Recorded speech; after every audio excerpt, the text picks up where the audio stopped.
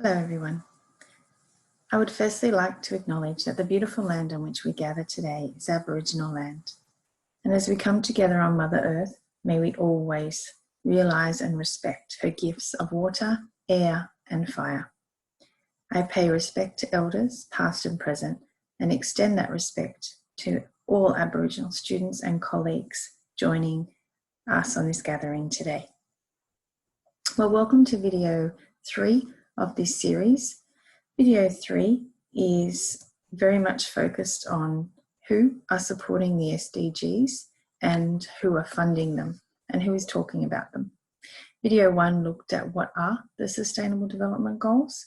Video 2 looked at why does the world need the Sustainable Development Goals. And we're now going to look at who is talking about them and supporting them. I want to kick this module off with a short video, and as you're watching this video, I want you to see if you recognize anyone.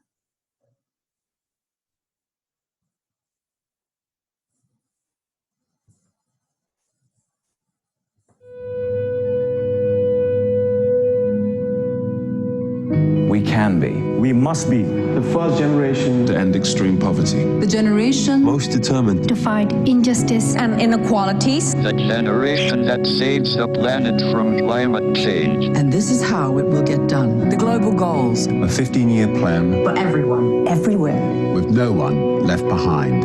We will live in a world Where nobody anywhere lives in extreme poverty. Where no one goes hungry. Where no one wakes in the morning asking if there will be food today. We will live in a world where no child has to die. Diseases we know how to cure. And where proper health care is a lifelong right for us all. We will live in a world where everyone goes to school and education gives us the knowledge and skills for a fulfilling life. We will live in a world where all girls and all women have equal opportunities to thrive and be powerful and safe. we cannot succeed if afterwards we have. We will live in a world Where all people can get clean water And proper toilets at home. At school. and work. We will live in a world where there is sustainable energy for everyone. Heat, light, And power for the whole planet. Without destroying the planet. We will live in a world where economies prosper. And new wealth. lead to decent jobs for everyone. And we will live in a world where our industry, Our infrastructure and our best innovations. Are not just used to make money, but to make all our lives better.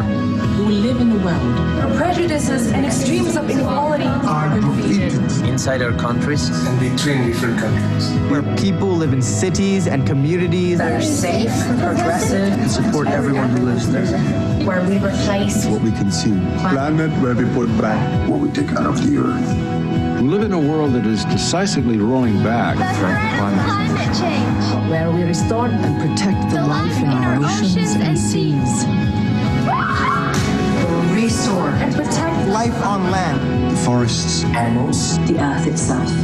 With peace between and inside countries. Where all governments are open. And answer to us for what they do at home and abroad. And the justice rules. with everyone equal before the law. Where all countries and we their people. Work together. Partnerships of all kinds. To make these goals a reality.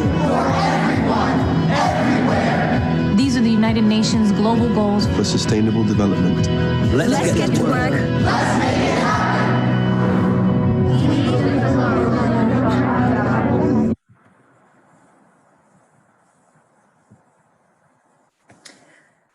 So I imagine you probably recognized a couple of people in that video, and that video was made a couple of years ago, but it just does show you that who around the world is talking about the Sustainable Development Goals and the influence and impact that they are having in this holistic global conversation.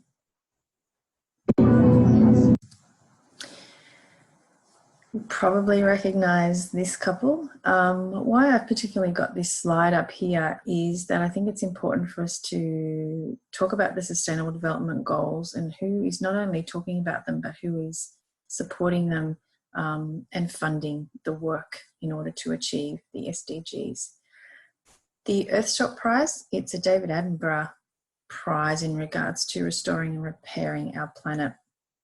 But he has aligned with the royals, and what is really interesting about this, and I'll put it in that bubble there, is that they are awarding funding to 5 individuals or organisations every year between 2021 and 2030. And in particular, they highlight that is the deadline for the United Nations Sustainable Development Goals. So we've got these major groups and institutions and bodies who are aligning the work that they do with the Sustainable Development Goals and putting funding towards them. So what that means in particular for universities is that our funding for our research is coming from many more places than it has previously done. It's not just government funds, private institutions and large organisations are getting behind work in this space. And the research is not just coming out of universities. So individuals, different sectors, corporations, institutions are looking at how all the action that we're doing to support work in these goals. Some of these partners that are putting up on this particular slide goes to also show you who is talking, supporting and funding the Sustainable Development Goals at this point in time. The slide on the left here, the Strategic World Economic Forum partners. To be a Strategic World Economic Forum partner, at this point in time, you must show in your vision and mission that you are how you contribute to the Sustainable Development Goals and have specific targets for that. That's a pretty big statement by the World Economic Forum. And as a requirement, these, a lot of now organisations and partners and not-for-profit sectors are moving to add the Sustainable Development Goals to their vision, their missions. The man on the other side of the slide is obviously Bill Gates, and they have the Melinda and Bill Gates Foundation. The interesting thing about the work that Bill Gates does is that foundation is very much looking at the countries in the most need. So their particular monies have always attributed to those particular goals.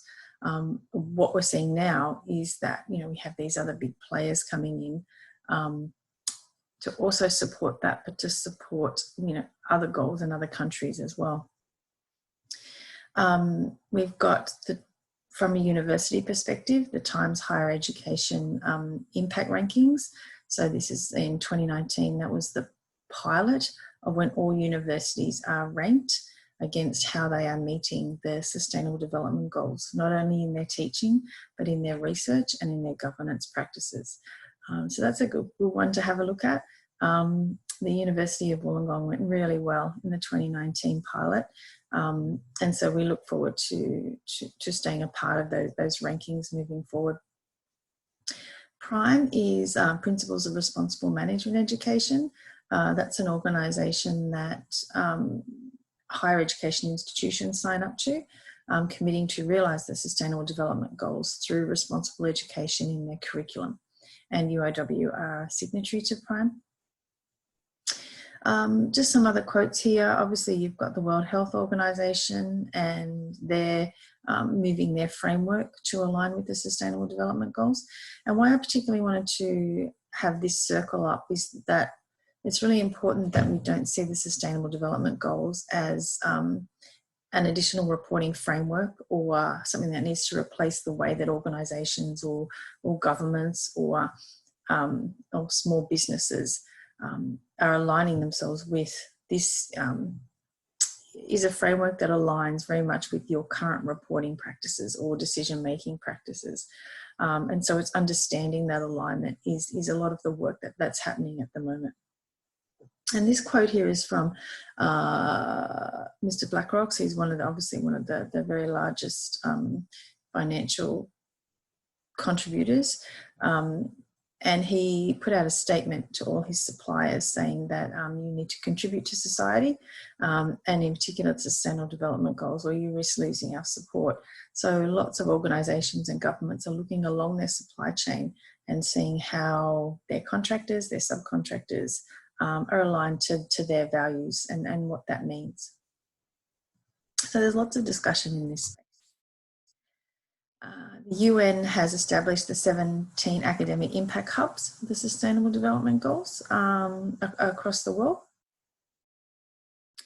In terms of nationally, I've just particularly focused on Australia as a nation here, but DFAT ran a Sustainable Development Goals Senate inquiry in 2018.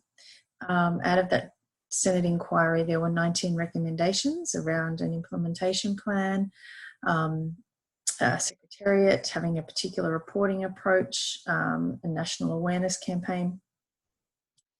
So it is being talked about at our federal government level.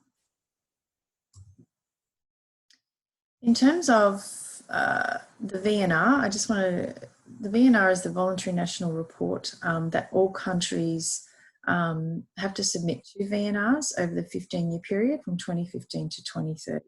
Australia submitted their first voluntary national review report in 2018. We'll do so again probably around about 2024.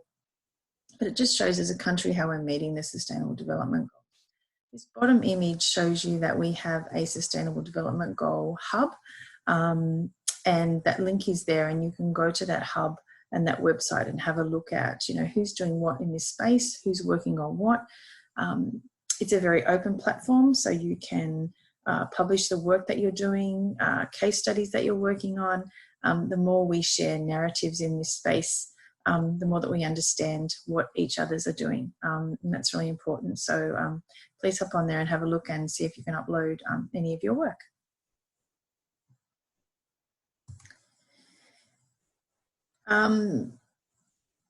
It's really important too that we think about, in terms of who, that we talk about funding. So at the moment in Australia, impact investing is getting a considerable focus. So organisations really want to understand before they invest what they're investing in, and whether that be a product or a service or a company, and what their responsible investment strategy is, and the impact that their money will have in this space. So investing in companies that are measurably helping to solve global issues is not only helping our planet, but it's also getting some pretty major financial returns as well for companies and corporations. So, before investing, asking what is your climate mitigation strategy? We want to make sure that before we're investing money, we understand that in a crisis situation, or that you've thought about how your company is impacting our communities and our environment and our economy. From a government perspective, these are public documents here, and the links to them are down the bottom of these slides. But Wollongong, Shellharbour, Kiama, Shoalhaven are all looking at how their community strategic plan interacts with the Sustainable Development Goals. So not only does this allow our councils to understand where they fit in regards to the whole United Nations narrative on meeting the Sustainable Development Goals, but where also some of the gaps are, what conversations are they having, and what is the impact of not having that conversation on our community.